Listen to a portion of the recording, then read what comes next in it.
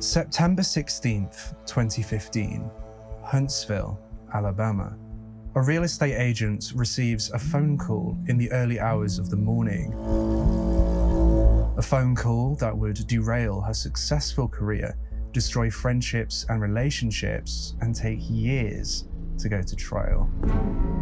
A post on the internet had been published which accused this real estate agent of undergoing unprofessional and sexual acts in the homes that she sells. In this Curious Case episode, we're going to explore what exactly happened on that September day and get expert opinion from a good friend of mine, Dr. Soham Das, who is a consultant forensic psychiatrist. All that and more coming right up. People say Ted Bundy didn't show any emotion. I showed emotion. Unit 2, move into position. Units 3 and 4, maintain coverage of Sector 7. I'm not guilty.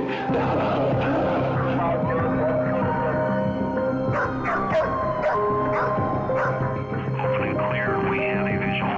Repeat, we have a visual.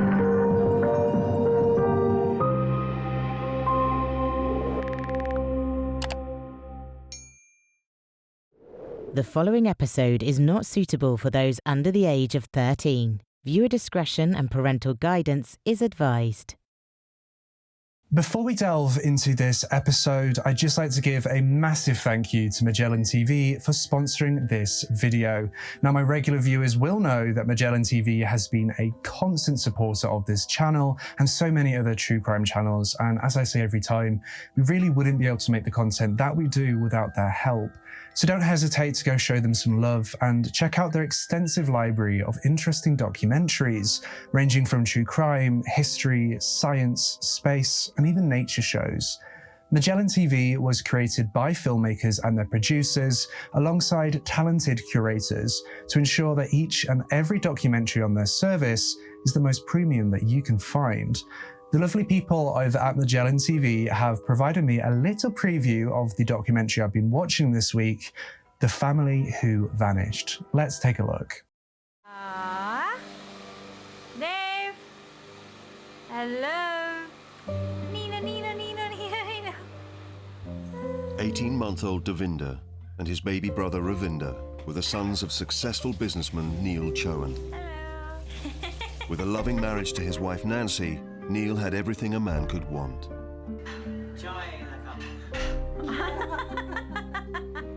But in February 2003, just 2 days after this film was shot, all 5 members of this happy family simply disappeared. A family vanishes, a company is stolen, and the police are tricked. It's a documentary full of twists and turns, so after you've jumped over to Magellan TV and watched it, I'd love if you could drop a comment on this video or send me a tweet or Instagram DM with your opinions and thoughts. Use the link at the top of the description or the link in the pinned comments to bag yourself a 1-month free trial to Magellan TV, including all of their 4K documentaries at no extra cost. Now, back to the case. Monika Glennon was born on the 20th of August 1970 in a small town in Poland.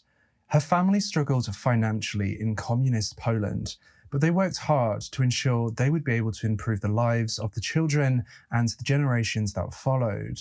Monika's childhood was relatively uneventful, though shortly after graduation from high school, Monika decided to move to the United States for her gap year before going on to university. While she was in the United States, Monika fell in love with not just the country, but also a military man who she would go on to marry. Monika and her husband ultimately brought 2 children into the world, and the future for the young family seemed bright. As a result of Monika's husband's military job, the young family found themselves moving frequently and to locations all over the world. In the early 2000s, Monika and her family moved to the area of Huntsville, Alabama, after Monika's husband had been stationed at the Redstone Arsenal military base there. The family didn't stay in Huntsville for very long, though they stayed long enough for Monika to fall in love with the city and the area. And so, as a result of this, shortly after Monika's husband left the military, the family settled down in Huntsville and moved to the city in around 2003.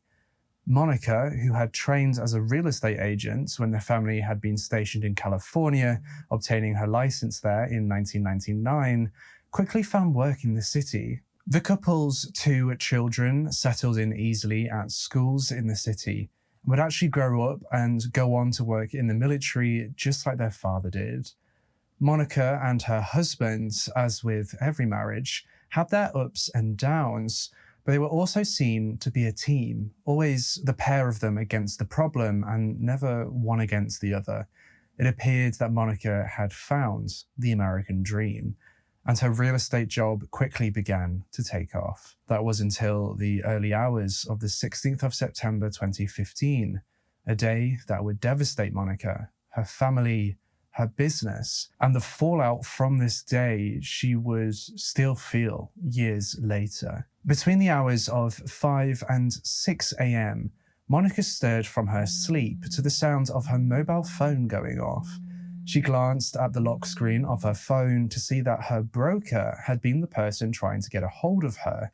Monika's broker trying to contact her in the early hours of the morning was something very out of the ordinary. It was something that had never happened before.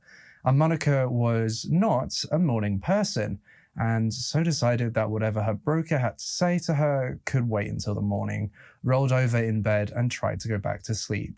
Honestly, I would do the exact same thing. But her phone kept ringing, and it wasn't just phone calls that kept coming in. Text messages began to light up Monika's phone. Annoyed at the commotion that kept waking her up, Monika looked at her phone again and angrily thought, what the hell does she want? Her broker had blown up her phone with notifications. It sounds bad, but I like to sleep with Do Not Disturb switched on because I need my beauty sleep, I need to sleep. I don't like being disturbed, so I completely relate to Monika right now. Shattered and not wanting to miss out on vital sleep before work, thinking nothing can be this important at work for them to contact her now, it can wait until she gets to work the next morning. And so Monika switched her mobile phone off and tried to get back to sleep. Though Monika's attempts to go back to sleep didn't last long. The family's landline house phone suddenly began ringing, and in defeat, Monika got out of bed and answered the annoying call. Monika angrily asked her broker on the other end of the line what the hell could be happening that would warrant phoning her so excessively and so early in the morning. Monika's broker simply replied by telling her that she needed to check her mobile phone and read the text messages that had been sent to her. Text messages that would shatter her world. Monika's broker informed her that somebody had written something about her online, and that something was very bad. Monika's mind quickly turned to thinking that maybe a client had a bad experience with her and had left an unsavory review online. But she didn't really understand why her broker had called her so early. It can't have been that bad. Could it? Oh boy, was she wrong. A post had been made on Monika's local RE/MAX Facebook group. RE/MAX, if you aren't aware, is an international real estate company that operates through a franchise system. It has more than 100,000 real estate agents in 6,800 offices and operates in around 100 countries across the planet. It's effectively a central hub for independent estate agents to get business, and it operates in a way which allows estate agents to earn more money, generating revenue through office space rentals instead of brokerage fees. Needless to say, RE/MAX is a reputable place for sellers and buyers to go on to enter the property market, and so a negative review against one of their estate agents is taken fairly seriously as it affects the brand's reputation. And so Monika's broker, who works for her local RE/MAX, told her that she had to take a look at the review. In frustration and rolling her eyes somewhat, Monika said fine and opened the text messages from her broker. You see, the broker had sent Monika screenshots of what had been posted. As Monika began to read what had been posted, Her jaw dropped in shock and disbelief. The post on the Facebook page was about a story that had been published about Monika on the website she'sahomewrecker.com. She's a Homewrecker was a website where users could post expose stories about people that had wronged them to warn others about them. It's usually about somebody who had ruin their marriage, ruin their family home, that kind of thing, all about centered on cheating and affairs. And it was part of a toxic and ugly part of the internet where users gossip and hide behind their anonymous keyboards. The post read, Monika Glennon was recommended to my husband and I as a reputable realtor when we were new to Huntsville, Alabama, and were looking to buy a home. My husband's job relocated us to North Alabama. Monika works for a large local realtor branch. My husband and I initially met with her to go over our specific needs/wants and budget of our prospective new home. We rented an apartment and enrolled our 2 children in school while we house hunted. Monika showed us around 8 to 10 homes, and while we still had not found the perfect house for us, we were pleased she was working so hard to help us find our home. In the meantime, I found a job and was settling into my responsibilities there. We had a last-minute appointment with Monika to show us a house that was for sale, but had not yet been put on the market. There was a glitch at work for me, and I could not get away.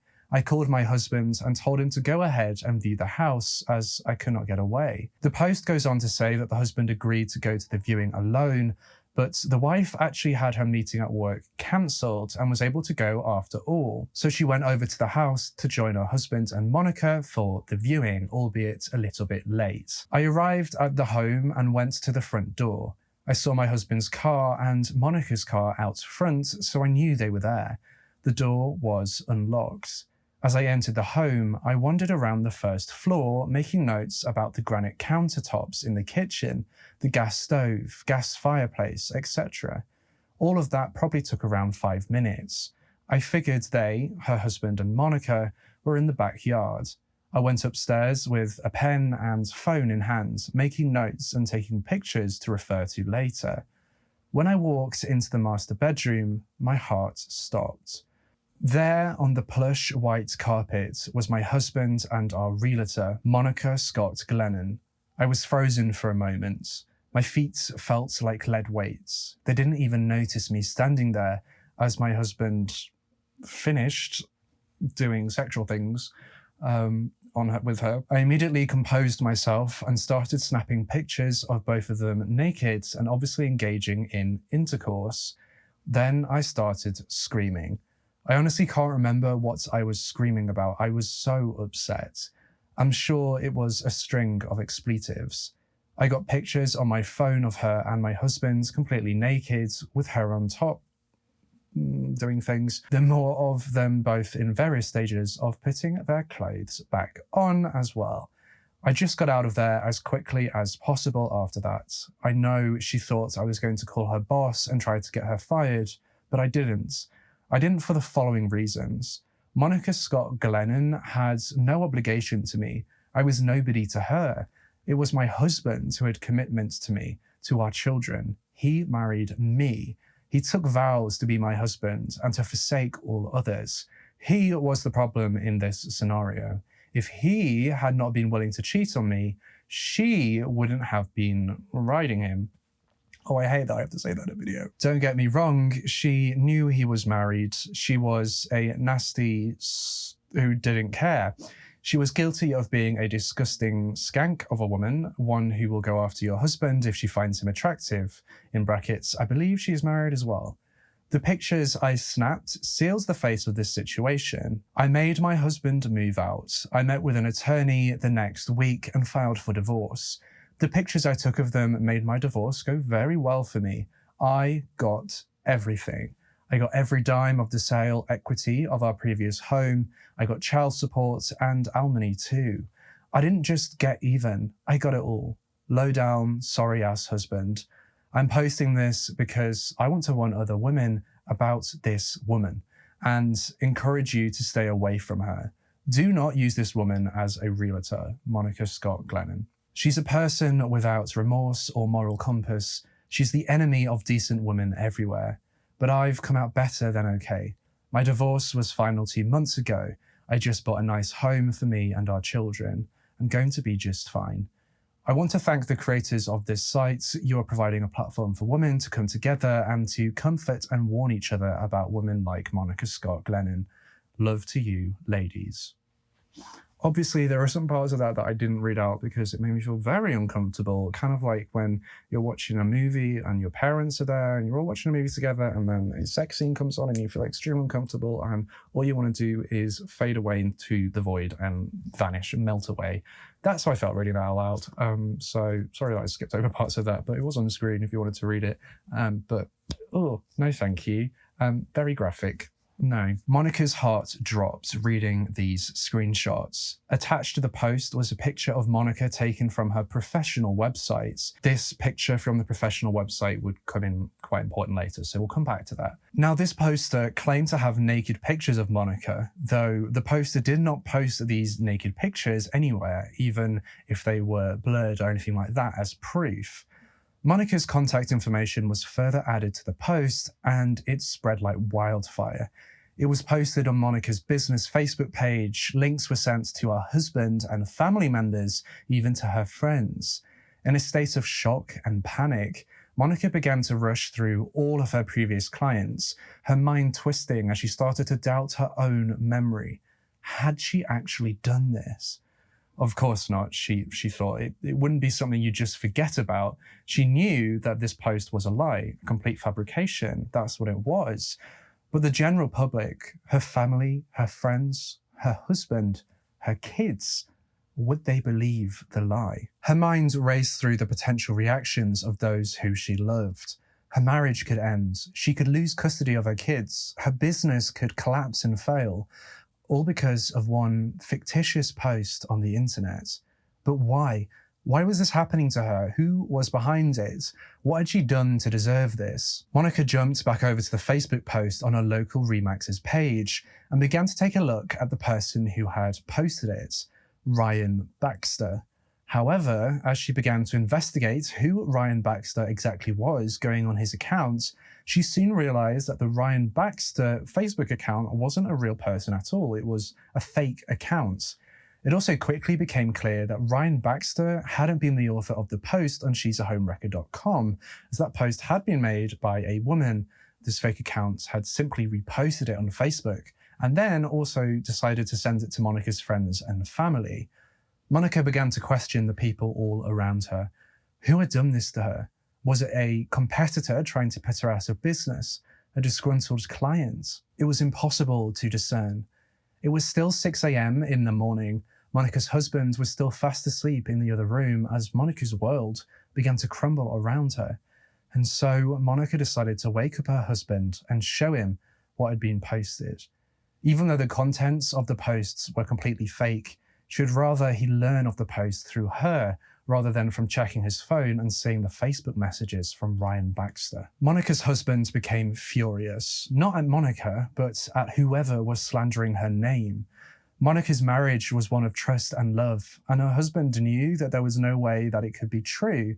There'd been nothing to cause suspicion, no red flags, and Monika was so busy running her business that she barely had time to eat, let alone cheat. Her husband would later say that sometimes it was almost as if he had to book a meeting with Monika just to talk to her about things because she was so busy. So he knew that she did not have time to be doing this. Monika and her husband realized that it was still early on in the day. Most people were still asleep, and if they acted fast enough and had the post taken down before anyone could awake, there'd be no fallout. But what they didn't realize at that point was just how difficult it is to get a website to remove content like that. Monika and her husband even began to question their own kids. Had their kids posted this fake story to get back at them for something, out of anger? They began to question every relationship in their lives. Monika spent the following weekend scouring through her emails, trying to see if she could find anything that could indicate who might have done this, any disgruntled client from years ago, anyone who might have said something a bit off, or that she had said something that could be taken the wrong way. But she found absolutely nothing. The post seemed to have no obvious trigger to it at all, no justification. Now, Monika's business had been doubling in revenue every year up until this post, so the theory that a competitor had posted it to knock her down quickly worked its way to the forefront of her mind. Had she said something offhand to a competitor? Had she said something that had been taken the wrong way to a competitor? So many questions, and so few answers. And unfortunately, Monika's business would feel the devastating effects of these fake allegations almost instantly. Huntsville, Alabama is located in the Bible Belt of America, and adultery, especially between two married people, was heavily frowned upon, and it was something that nobody wanted to be associated with. Monika's listings almost immediately began to be removed by clients and being relisted with her competitors. Her typically busy phone stopped ringing with potential clients wanting to sell or buy a home through her and switched to phone calls from people who had seen the post, sending her hate, or even trying to solicit sex with her. Monika experienced a multitude of phone calls from men who thought that all they had to do was book a viewing with her and it would end with them having sex. Men would phone her and just breathe heavily down the phone, likely pleasuring themselves as they did so. Disgusting. And Monika couldn't just change her number or take her contact information down, as her real estate business relied on her having a presence online to get new clients and to make money. Though now, when those clients Googled her name, the fake post accusing her of adultery was all that would come up. In the meantime, Monika was desperately trying to get these websites to take down the fake posts, but was having no success at all. She would later admit that her naivety about websites and how they're run played a massive role in her anger. She quickly learned that you can't just ask a website to remove a post. It's not that simple. Many of them required a court order to actually have the posts removed. Monika's emails to these websites and to these companies would go unreplied, or she'd get a reply saying that they'd look into the case and never hear from them again. So Monika knew that she needed a court order, and a court order is something that takes a long time to ascertain. Monika and her attorneys attempted to send cease and desist letters to the websites hosting these posts, but they also got no response back. As Monika desperately tried to get the post removed, other websites began to pick up on the story and started posting the fake story as if it were true on their websites too. It was like a virus spreading through the internet and gossip groups in Alabama. And like in a game of telephone, these regurgitated stories began to morph and add more details, with some websites even posting spin-off stories based on the original post. It was getting completely out of control, and Monika was helpless. She felt like there was absolutely nothing that she could do to stop it, and she soon began to worry for her safety and the safety of her family. So Monika began to carry a firearm with her wherever she went, just in case of an emergency. Her now tainted reputation made her fear that some men would see her as an easy ride, an object, and try to assault her. Monika also installed a CCTV surveillance system around her house for added protection. The attorney that she had gone to for help began to send in legal requests to try to figure out the name of the person who had posted this slanderous story against her. And it would take a whole year and $100,000 in attorney fees for the identity of the original poster to be revealed. Now, in order for Monika's attorneys to get this identity, they had to file a lawsuit. And so in 2016, Monika filed a lawsuit against John Doe's, alleging libel and copyright infringement, as the fake story had used her professional headshot, which she had the ownership over. It's very important to take note that she based the lawsuit around this copyright infringement, because copyright infringement cases go fairly quickly through the court system, so she knew this would be a good way to try and get these posts taken down the quickest way. And because she owns the copyright of the professional headshot that had been reposted, she knew she was in for a chance of at least getting her picture removed. It was through this lawsuit that the identity of the original poster was revealed: 42-year-old Molly Rosenblum.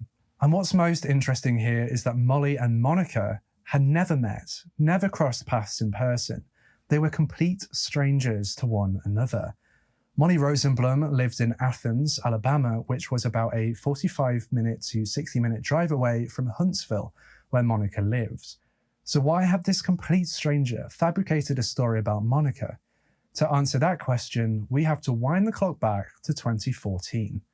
On the 20th of June 2014, 18-year-old Alabama teenager Brianna Mitchell posted a selfie on Twitter. Now I know what you're thinking, so what? Everyone posts selfies online, especially teenagers. But this is a selfie that would garner a lot of backlash from the online community and even in the mainstream media, in the press. You see, in the background of this picture, those are historical buildings. Buildings that belong to the Auschwitz concentration camp. I'm sure I don't need to emphasize how such a massive controversy surrounding this smiling selfie in front of a concentration camp was formed. Heated arguments popped up across social media, with some defending Brianna as just being a teenager and making a mistake, with others calling her a Nazi sympathizer. It wasn't long before the post made its way to the WHMT News 19 Facebook page, a local news station in Huntsville, Alabama. The post asked its viewers to share their thoughts. Do you think it's wrong for the team to take a selfie at Auschwitz? And almost immediately, the comments section beneath the post flooded with arguments. And it was beneath this post that Monika would make a comment that would unknowingly see a complete stranger try to ruin her life. Monika commented beneath the Facebook post about this teenage girl's selfie, defending her. According to an article by Kashmir Hill on Gizmodo.com, she said that kids make mistakes, that at least she was visiting the historical sites, and that the hateful frenzy against her by an internet mob shows the same judgmental and senseless pack mentality that led to this horrific time in history to begin with. In response to Monika's comments on the post, Molly Rosenblum responded with disagreement. Molly said that Auschwitz was a somber place for reflection and was not an appropriate place to take selfies. She further identified herself as being of Jewish descent and suggested that others didn't have a full grasp of the Holocaust. Though Monika responded back to Molly saying that Auschwitz isn't her place and that it belongs to all and was a former killing zone of all, including originally Polish people. Now, as we know, Monika was born and raised in Poland, and she had actually visited Auschwitz on numerous occasions to pay her respects. Monika could actually identify where in Auschwitz the teenager had been standing, where she had taken the selfie, and I'd actually further read up on the teenager's backstory. Allegedly, the teenager and her father had been World War II buffs, and they had always wanted to visit the concentration camp so that they could fully grasp the gravity of what happens there. Sadly, though, the teenager's father passed away from cancer before the father-daughter duo could ever visit Auschwitz. And so the reason the teenager had been smiling in the selfie was because she was like, "Look, Dad, I finally made it here." She was completing a kind of like a goal that she had with her father, if that makes sense. And Monika felt sorry for the teenager who had never intended for her selfie to blow up in the way that it had, and wanted to simply defend her. Molly Rosenblum took Monika's defense of the teenager as her defending a Nazi, and grew so offended by Monika's comments that she decided to fabricate this story about Monika using Monika's publicly available information and post it to she'sahomewrecker.com. It's important to note, though, that submissions to websites such as she'sahomewrecker.com can actually take months to appear on the website. And as it would later transpire, after Molly wrote the story and submitted it, she completely forgot about it. She didn't give it a second thought. A story that blew up Monika's life, lost her hundreds of thousands of dollars, damaged her professional and personal reputation, all over a Facebook comment. It wouldn't be until that fateful September 2015 day, well over a year after the Facebook argument had occurred, that the fake story would actually be posted online. Though this fake story fabricated by Molly likely wouldn't have gone very far if Ryan Baxter, the fake Facebook account, hadn't taken it upon themselves to repost the story across the internet and send it via email and Facebook Messenger to Monika's husband, colleagues, and friends. The lawsuits that Monika had filed revealed the true identity of Ryan Baxter, another stranger from Oxnard, California, who was called Hannah Lupien. It's important to note that when Hannah Lepian was served with a legal notice concerning the lawsuits, she actually deleted her accounts from the internet, and Monika hasn't heard from her since. When Molly got wind of the lawsuits, she immediately emailed Monika's attorneys, doubling down on what she'd said. Now, the email itself is a little bizarre, but this is what she said. "I'm saddened and grieve for Mrs. Glennon's disrupted life and the pain I've caused for her and those who love her. In active mental illness and addiction, I've said things and done some things for which I regret. Internet trolling on her part is no excuse for the malicious lie I wrote about her. She did not deserve it. At the time, I felt attacked, and she simply hurt my feelings by not being kind with her words. I would have availed myself sooner had I been aware she was seeking my identity. At the very least, my public retraction of that story. I've suffered with lifelong documented mental illness. I self-medicated in desperation and became further unstable. I was in the throes of methamphetamine addiction when I did this horrid act, wrote this lie. I wish mere words could adequately convey the depths of the sorrow to have hurt her as I have. I'm unable to work and have been hospitalized many times throughout my life because of my illness. As a young woman, my husband, Brian Alviso, committed suicide in my presence, which exasperated the symptoms of my illness. Since I became aware of Mrs. Glennon seeking a retraction, I've considered what and how I could make this right. I own nothing and live on a small disability check. I have no means to monetarily compensate Mrs. Glennon for her loss of business, she claims. I will commit to buy one lottery ticket per month for the rest of my life and split the winnings with Mrs. Glennon. I am fully willing to sign any documentation that will eliminate cached data from any and all websites containing references to the original post. I did not spread the story all over the internet. I shared it to one site only. As I've researched this issue over the past days, I've become aware of someone, presumably a man, who shadowed my story. Perhaps he knows her himself. Perhaps Mrs. Glennon attacked, aka trolled him on the internet as well. But that's merely conjecture on my part. I somehow doubt he had any involvement in our difference in opinion on the news story that precipitated my made-up lie. There aren't a lot of Jewish people in this area. I sometimes feel isolated in my lineage as a result. I'm well studied in World War II Holocaust issues. Mrs. Glennon made light of Jewish suffering in her response and initiated dialogue with me to my comments. Veiled anti-Semitism hurts. I've faced it many times, a chubby Jewish kid with epilepsy and glasses in the Deep South. I refrained from expressing that publicly. Somehow, it seems my doing so would not serve to make Mrs. Glennon whole, but rather hurt her reputation further. To be cleared as an adulterous slut, yet outed as a Polish immigrant anti-Semite, hardly seems a desirable trade. Anything I can do to ease Mrs. Glennon's pain, anger, or loss, I'm fully and wholeheartedly willing to cooperate.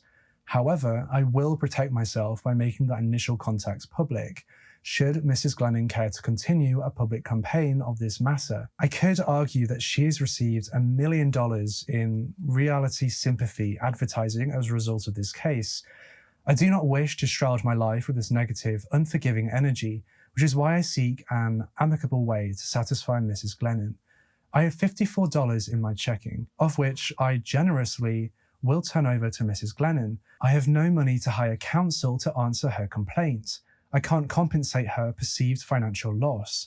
I have a 20-year-old van that barely runs and a little boy about to turn 12 years old on Tuesday. I saved money for 2 months to buy him a birthday gift. Today, I am truly happy. I make amends to those I've wronged when the opportunity presents itself. I see a therapist and attempt to navigate through the wreckage of my past. I used to believe life had not been kind to me. Today, I find great joy in the azaleas I just planted, and hopeful the blueberry bushes I recently adopted will bear fruit, if only just a small bit. Today, life is what I make of it. I find great peace each day in a relationship with God. And there is my answer to her complaints. This email was also posted to Facebook by Molly, and Monika was horrified. It still contains horrible things written about her, claiming Monika to be an anti-Semite. As a result of this, Monika decided to reach out to Molly directly via Facebook. Monika told Molly that this had gone too far and asked her whether she wanted to meet up so they could figure it all out. And as Molly didn't live too far away from Monika, they settled on a restaurant in Athens for their meeting. Monika travelled to the meeting with her husband with the plan that her husband wait across the street in the car with the gun just in case things go south. Monika was truly scared of Molly. But Molly, a complete stranger, had cost her hundreds of thousands of dollars, and Monika needed this to end. The meeting between Molly and Monika lasted for 4 hours, and Monika learnt that Molly believed Monika to have been some mean rich bitch with no understanding of Auschwitz. And after the meeting, Molly did an affidavit admitting to everything she had done. Now, what's most interesting in this lawsuit is that the primary basis of it, as we discussed earlier, was the copyright infringement of Monika's professional headshots. Without that complaint, the lawsuit likely would have taken far longer to go to trial. On the 19th of September 2017, 2 years after the fake post was published, Molly posted a comment on one of the websites that still had the fake story up. It read, "I am unable to remove the comment above about this woman, Monika Glennon, being anti-Semitic. After meeting with her in person today, I am convinced I was terribly wrong about what I perceived at the time as anti-Semitism. I was wrong to have posted this and fabricated the story about her on she'sahomewrecker.com. This behaviour on my part has damaged Mrs. Glennon's personal and professional life as well. It is my deepest desire to rectify my former sentiments and set that right, that indeed Mrs. Glennon is not an anti-Semite, and I deeply apologise for the harm my slanderous words have caused her, her husband and friends. Mrs. Glennon is in fact a kind and compassionate person with whom I share many common values. Please accept my deepest regrets for the harm I have brought to the lives of her and those whom love her." It's important to note that the lawsuit had also been brought against Hannah Lupian, though I believe Hannah didn't respond to it. 3 years after the initial post had been made, the court found its conclusion in the lawsuit, and the court ruled in Monika's favour on her claim of copyright infringement for the use of the professional headshot, her claim for libel, her claim for invasion of privacy, her claim for intentional infliction of emotional distress, and her claim for tortious interference with business relations. In 2014, the year before the post would be published, Monika had earned $65,511.24 via her estate agency business. This had followed an upward trend from the years prior, though in 2015, after the post about Monika was posted, Monika only earned $10,012.38. In 2016, Monika earned $12,437.61. In 2017, as a result of the emotional distress, Monika began to see a psychiatrist for depression treatment. That same year, as the fabricated story began to fade from people's memories, and after spending hundreds of thousands of dollars to have it removed from search engine listings, Monika earned $180,524.30. These earnings were all taken into account when deciding on the final judgment. The final judgment was ordered on the 18th of December 2018, and it read, "Based on the limited information that Mrs. Glennon had provided about her mental anguish, and based upon the fact that her income level recovered substantially in 2017, minimizing at least one source of anxiety, the court awards Mrs. Glennon $100,000 in mental anguish damages. Therefore, the court awards a total of $219,425 in compensatory damages. It was also ordered for the websites hosting the story to remove the fake posts." You see, the court had ordered in the lawsuit, when it was won, for Molly and Hannah to pay up her business losses as well. So that's where the other money came into it. But out of this lawsuit, she was awarded a substantial amount of money. Monika, after 3 years, had won this battle that had all started over a Facebook comment. But that's not where this story ends. While this lawsuit was ongoing, Molly Rosenblum was actually arrested and charged with kidnapping. Athens police say that at around 2 p.m. on the 12th of October 2016, they found the victim running down Market Street. The victim told the police that he had been bound and held against his will for nearly 12 hours. The police go on to say that the victim had been injured and threatened with deadly force. As it turns out, Molly Rosenblum and an acquaintance had kidnapped this man due to a dispute over money. But wait, it gets a bit more intense. The police then learned that Molly had kidnapped somebody else back in August of 2016, after Molly had noticed some of her narcotics had gone missing. As a result of all of this, multiple charges are brought against Molly and her acquaintance, and she was sentenced to 20 years imprisonment, which began in November of 2017. Molly will be eligible for parole in 2024. Monika, on the other hand, is grateful that she was able to find closure in the horrific defamation that she faced. She knows that if she hadn't had the financial backing to fight it, she would still be feeling the severe consequences to this day. She also knows that she will likely never see any of the money that she won from the lawsuit. Though she isn't too fussed about this, she only wanted the lawsuits to be there and to win it so that all these websites would take down these posts and that she could clear her reputation. The lesson to learn from all of this: stop getting into fights with strangers on the internet. It may seem harmless, but there might be another Molly Rosenblum out there. I wanted to find out what could potentially have been going on psychologically for Molly Rosenblum, so I spoke with Dr. Sahom Das from A Psych for Sore Minds. His YouTube channel is linked in the description, and I asked him to give us his expert opinion on this case. Hello, cruel world. My name is Dr. Sahom Das. I'm a consultant forensic psychiatrist. I regularly assess mentally disordered offenders in courts and in prisons and in secure psychiatric units.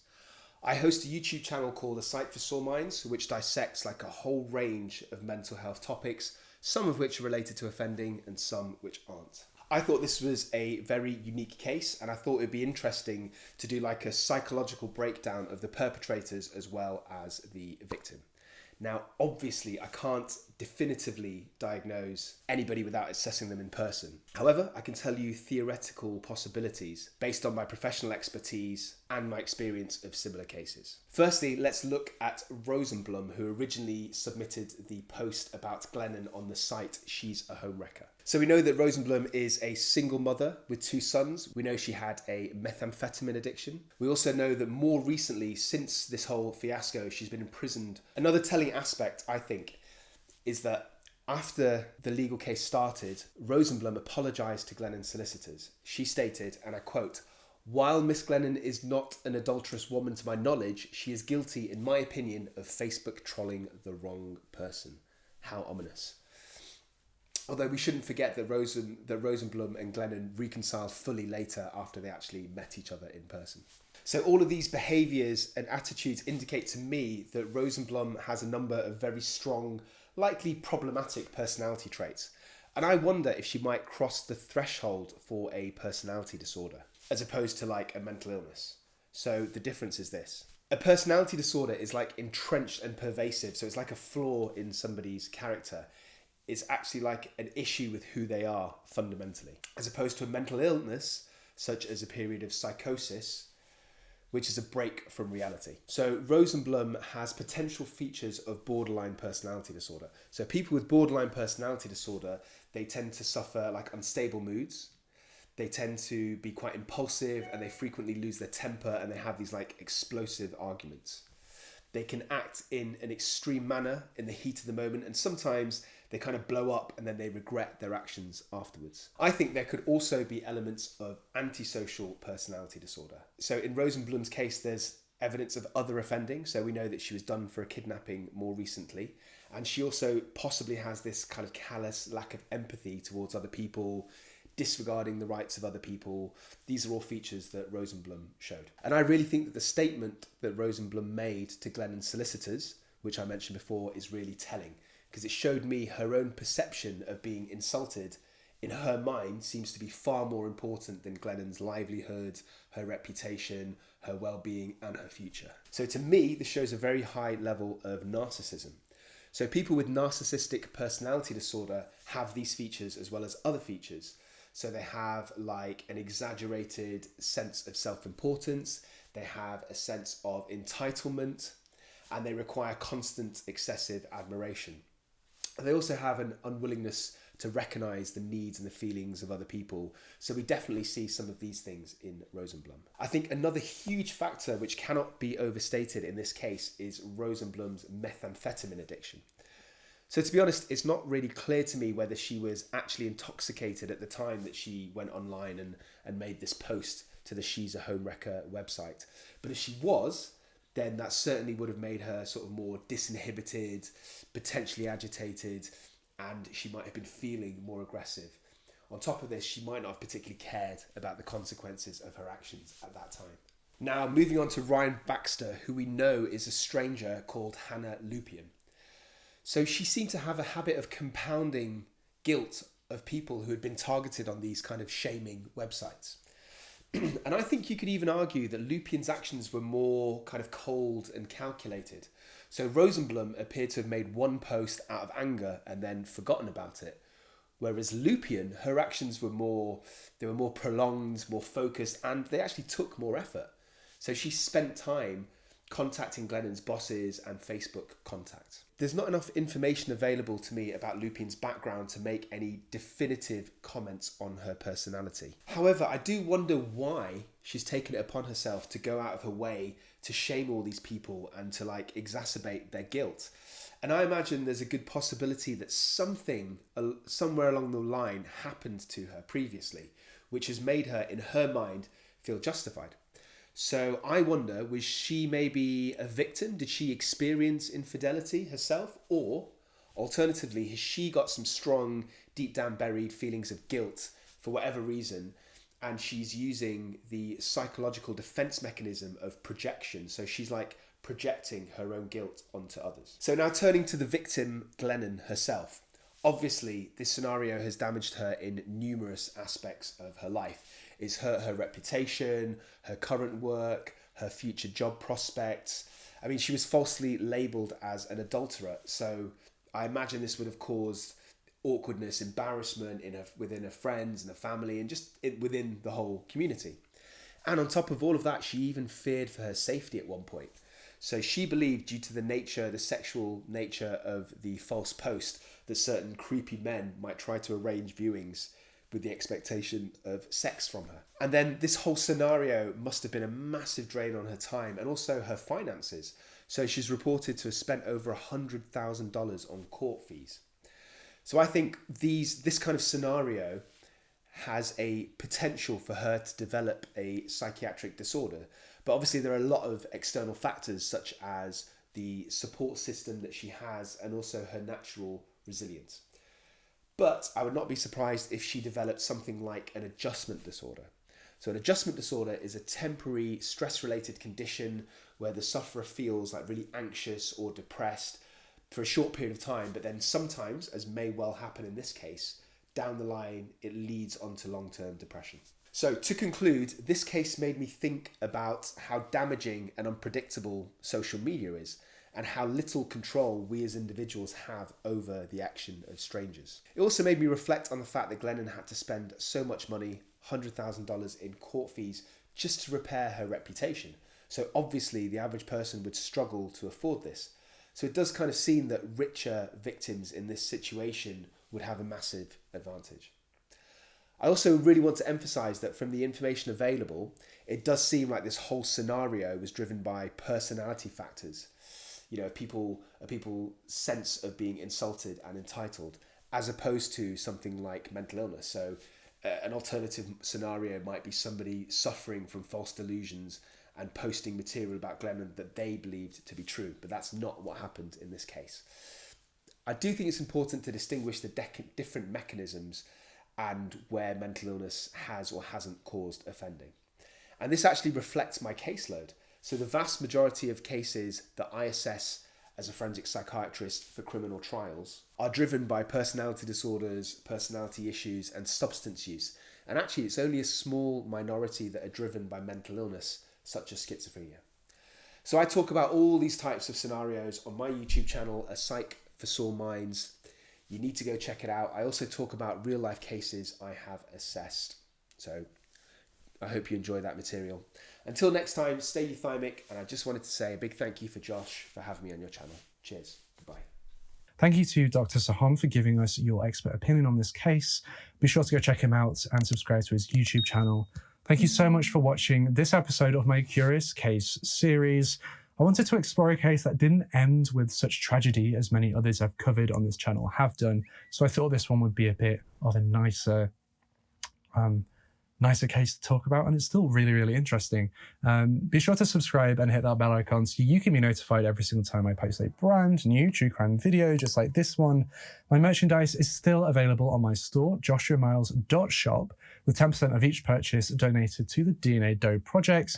We've got new notebooks in, we've got stickers still in, and we're still running the 15% sale on hoodies. So be sure to go check that out and grab yourself some merchandise. And with all that being said, I'll see you in the next case. A special thank you to all of my Patreon members, especially my lead investigators, T. Vindiola, Samanthan O'Hara, Ash Medlock, Nikki, Layla Earl, and Cicely Thomas. If you want to support this channel, my Patreon is in the description. From $1 a month, you get access to videos a day early without advertisements at all, access to my scripts, free stickers, and other fun stuff. Now, there's no obligation at all to become a Patreon member, so please do not feel pressured at all to join if you're not financially able to. My content will always be available for free right here on YouTube.